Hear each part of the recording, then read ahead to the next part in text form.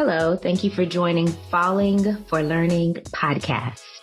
I am TD Flanaugh. I'm a veteran educator who's worked in several different roles in a large public school district. I've worked as an elementary, middle school, and high school teacher, as well as an instructional coach for individual schools, such as elementary schools, high schools, as well as worked under the directors or the principal's supervisors as an instructional advisor for English language arts for 39 schools, and then later for 20 schools supervised by a particular administrator. So I have extensive experience with working with schools and teachers and students from pre-kindergarten all the way to 12th grade. And so as a parent, coupled with my experience as a parent, I have extensive knowledge in how to make sure that students are prepared for the next level and that they are on track for learning and to stay on track for success. Thank you so much for joining us on the Falling for Learning podcast. The podcast is for parents to really help them to understand tips and strategies and information that they need to make sure that their students are achieving at high levels, K through 12, right? And what they need to do on their side to make sure that they're setting their child up for success. So I'll let you kind of introduce yourself and tell us about yourself. Sure. My name is Mark Bielang. I'm currently serving as Superintendent of Portage Public Schools. We're a district of just under 9,000 students located in Portage, Michigan, which is in the southwest corner of the state of Michigan. Our community we're a suburban community, it's just south of Kalamazoo, mostly typical of many suburban communities, high percentage of white students. We have some minority students, and our demographics are changing. Our families speak over 50 different languages in our community, so we're trying to meet their needs as well. But that's a little bit about the district. Myself, I've been in this business for quite some time, and I started out as a industrial arts teacher. I taught middle school shop, and then moved into the high school level where I taught construction trades. Our students built homes out on a job site, and then from there I decided that I really wanted to pursue administration. So an opportunity arose where I became an assistant principal of a high school, later moved into a high school principalship in 2 different schools, and finally took a superintendency in a smaller school district of about 2,000 students, where I served in that capacity for 18 years. And I'm currently starting my 11th year as superintendent of schools in Portage, Michigan. Wow. So that's all I got for you there. If you've got more questions. Of course. Thank you so much. So it sounds like you've been in education for quite a while. And so we're glad to hear and kind of lean in on some of that expertise that you've had for so many different roles within education. So what brought you into education? Like, what was the reason that you decided to pursue this career? It was all because of a teacher I had in high school. There was obviously my interest has always been around woodworking, and that got me into the construction trades. That got me into industrial education. But I had a teacher in high school who took a real interest in my abilities. He saw something in me that others didn't see.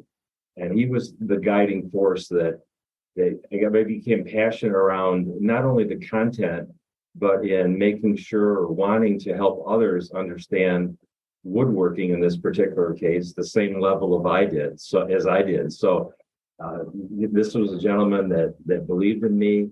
He gave me opportunities both in the classroom and outside of school to help him on some projects that he was working on. And that's what really ignited my passion for getting into education. I knew what I wanted to do from day one, going into college. Wow, that's really fascinating. So that one educator really made a difference in your life as far as helping you to choose a path. What really stands out to me from that is that a lot of educators are, very academic and they really, focus in on that part. But you came in from a trade aspect, I think. And so I think that is interesting. And how do you in the school district where you serve, how do you all foster that? So not just, maybe an academic, but also those trades as well, and maybe even business as far as students and their career path. Yeah, I've been a big proponent of career and technical education. Obviously, coming from that background, back then we called it vocational education. Now we call it CTE, career technical education. We're very fortunate in our area to have a very strong program and partnerships with the 9 other school districts that belong in our county. We're organized around a county-based system.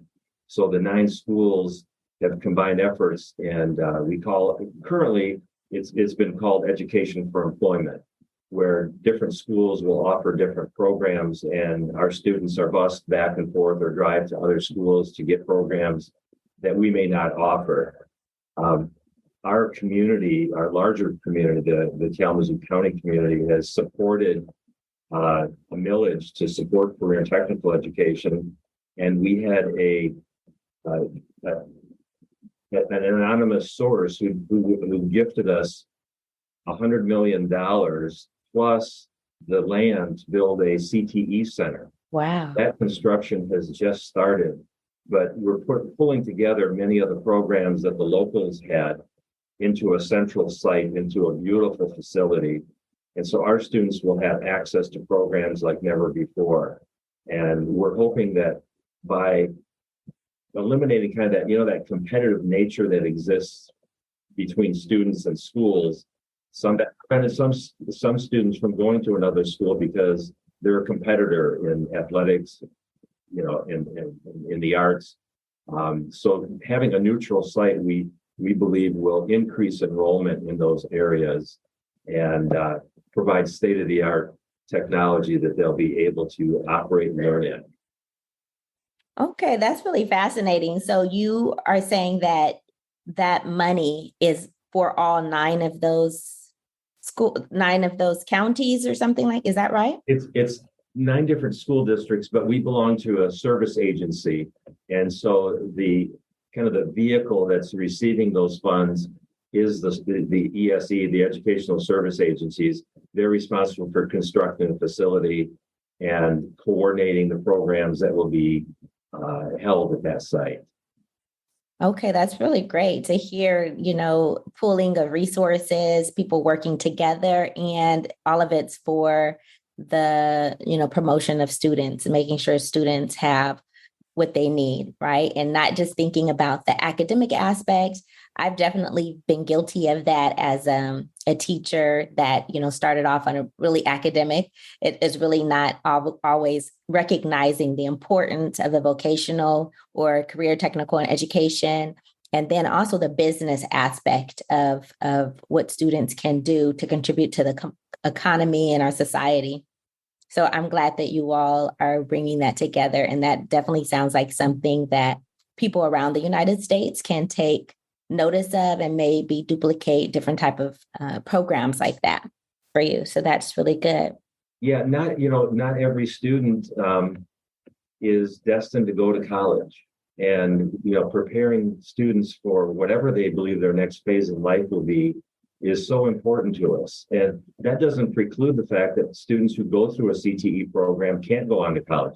Many do. I mean, I did. I was in vocational programming, industrial education in high school, but knew I wanted to be a teacher, but that was my content area. So I think kids need to find their own passion and dabble in different things.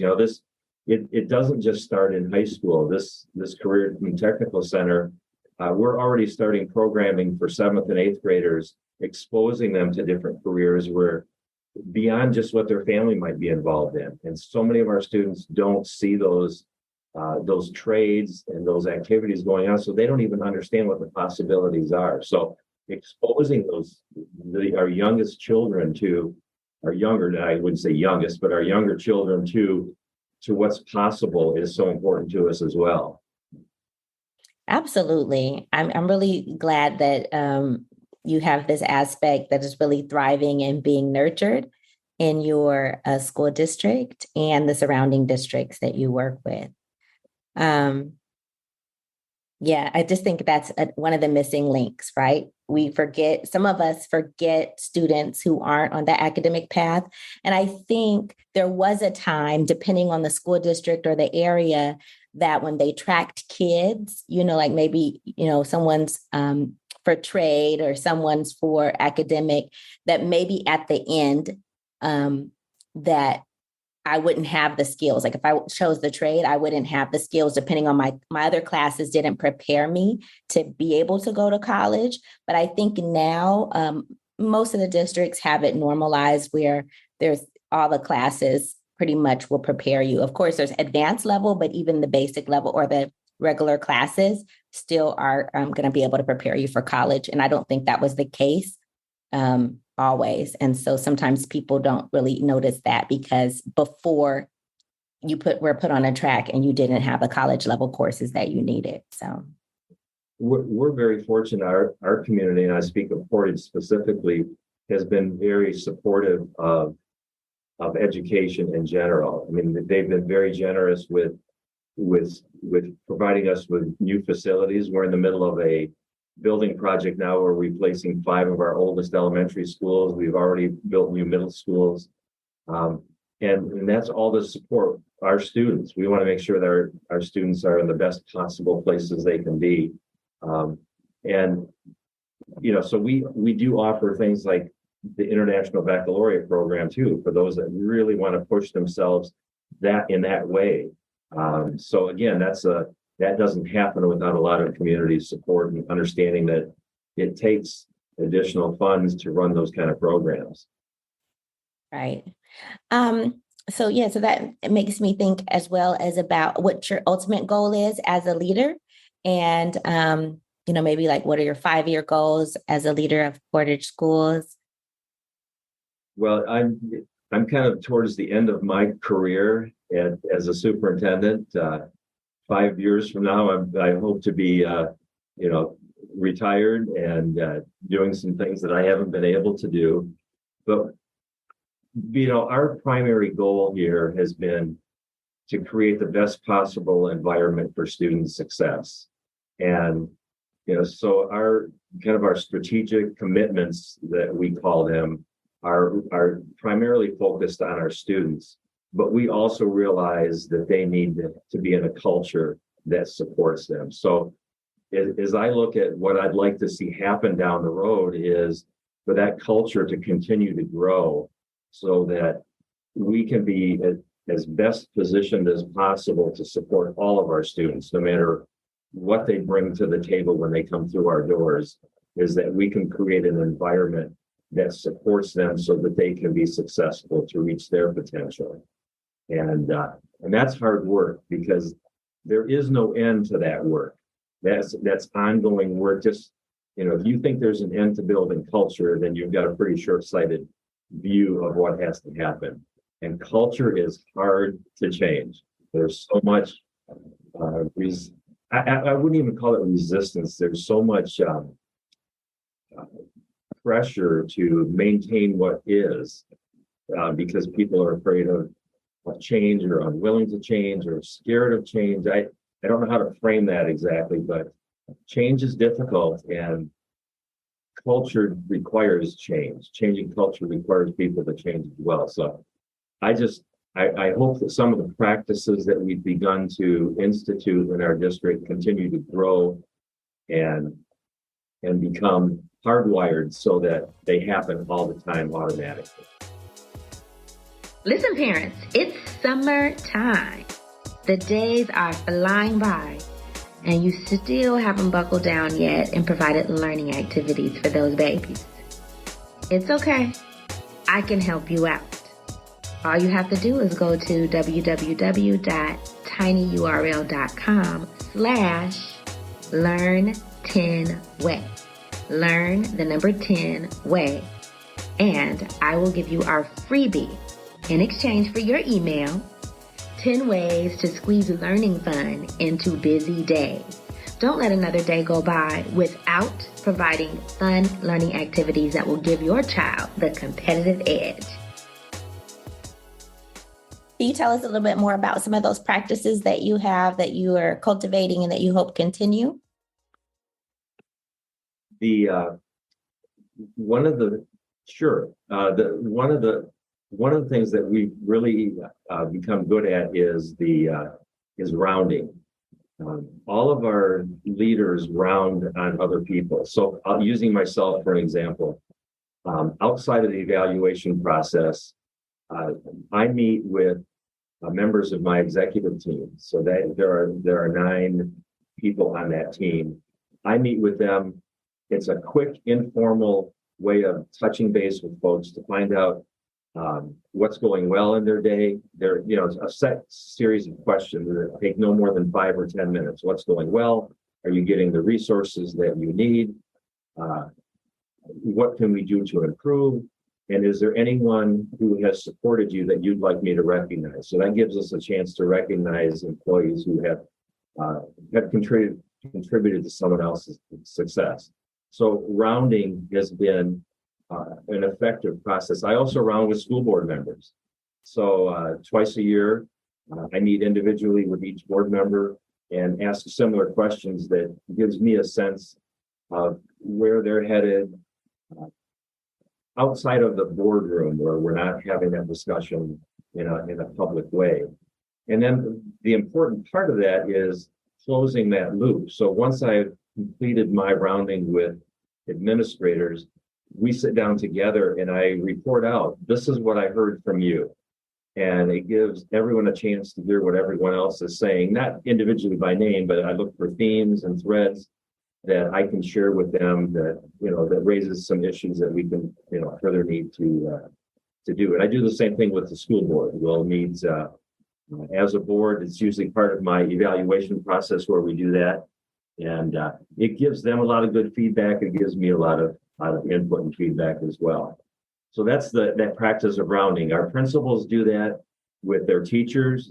They can take a group of other employees, paraprofessionals, our support staff, custodians, maintenance, food service staff. So it's not just limited to direct reports, but anybody in the organization that you want to get feedback from. The other practice that we've really institutionalized is surveys. We survey our students, we survey our parents, and we survey our employees. So we get ongoing feedback from those groups as to their perceptions about what we're doing. So the same thing holds true there. We get the information, and what many schools don't do is report back what they heard. So, for example, with students, I get a report after students take the survey, and I happen to have I formed a student advisory board that meets with me on a monthly basis. And at a high level, I'll share results with them, and then we focus on the top 1 or 2 things that we're doing well, and we get feedback from I'll use students as an example. What are we doing that we need to keep doing that gives us these results in these categories? And then where we scored lower, it's the same sort of thing. What can we do, or what would cause us to get a higher score in these areas? What would we need to do? And get that same feedback. So it gives me a sense of the types of things we need to work on. It allows me to connect with our students to know what's on their mind, and then we develop action plans from that, and then that cycle continues to go. So it's like that plan, do, study, act cycle, but we're making sure that we let people know what we're doing, so that next time they take the survey, they're reminded of what we've done to improve on what we said we were going to do. And that's built.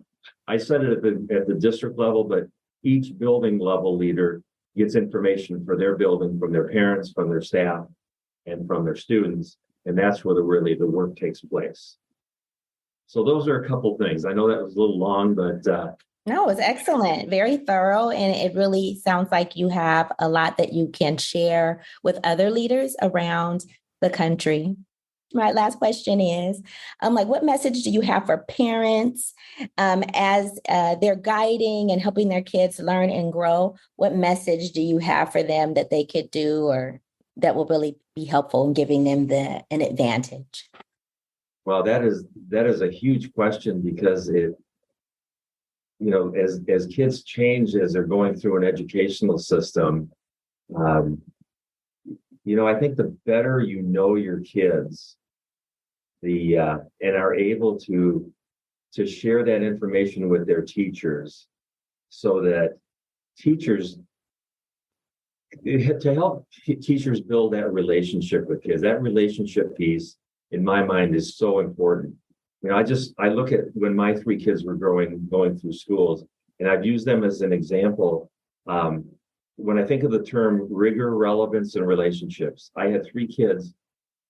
Each one of them was tied to one of those characteristics. Our oldest was all about rigor. Throw her as much as she could get, and she would handle it. And that was how she was able to thrive. Is teachers who recognize that. Our middle daughter was all about relationships. If you couldn't connect with her in a personal way, she wasn't able to produce what she, and reach her potential. Okay. And then our youngest, our son, was about relevance. If he didn't understand what he was doing, why he was doing it, he wouldn't put the effort forth to do that. So I think parents understanding their children's kind of their learning style or where they really thrive, and being able to work with staff members on helping support that aspect of it, or at least recognizing that, I found to be very helpful. One of the things I wish I would have done in retrospect was kind of force them into certain opportunities that would help them develop skills that would help them later on. And that was, things like forensics or debate, or areas where they're up in front of their peers or the public to perform, because those are skills that develop confidence and allow you to flourish outside of the classroom in the future. So those are just a couple things that come to my mind initially. Excellent. I think you have so many gems, to offer parents. You are a parent, you are a leader, you've been a teacher. So many different aspects of your experience I feel like are very helpful for our audience as they are trying to navigate, the educational system for their child and what works best for them. And it really resonates with me as well, because as I talk to parents, I really talk to them about, of course, math skills, reading, writing, but I also really stress the speaking and listening, because that means so much when people have to go on interviews or when they're articulating themselves and working together with people. That missing aspect could really be a make it or break it for kids. So you recognize that. You said the same thing. So thank you so much for meeting with us. So I don't know, if there's a way, if parents want to reach out to you, or if they want to find you, or they want to see your speeches or your meetings, where can they find you? Sure. We just updated our website. I think it went live last Friday, so there may still be a few bugs in there, but we can be found at portageps.org. That's Portage, PORTAGEPS.org, and that's our website, and people can learn a lot more about us there. Great. Thank you so much for your time. And I really appreciate you following up, and very excited that, I got to talk with you and just hear some of your wisdom and from all of your experience. I will be in contact with you. We're going to place this on, it'll be on Spotify and iHeartRadio, wherever you can get podcasts pretty much. And also we will put it on our YouTube as well, which is youtube.com/@fall4 learning. And I will send it to you as well when we publish it. So thank you so much, Mr. Bielang, and have a great day. Well, thank you. Thanks for the opportunity. It was fun to do this. It's, you don't always get a chance to talk about, your own personal journey and where you've been and where you still want to go. And so thanks for this opportunity. I hope there's a morsel or two that people will be who will help by this. Great. Thanks. All right. Thank you so much. Thanks. Bye.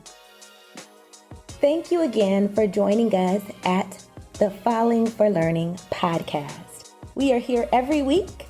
Saturdays at 5 p.m. is when we drop our new episodes. Please listen in every week for those strategies and tips to keep you and the next generation on track for success. You can also find us on YouTube by going to youtube.com/@fall4learning. Again, that's youtube.com/fall4learning. We really appreciate you, and we are here on a mission to make sure that next generation is on track for success and on track for learning. Thanks again. I'm TD Flinnaw. Have a wonderful week.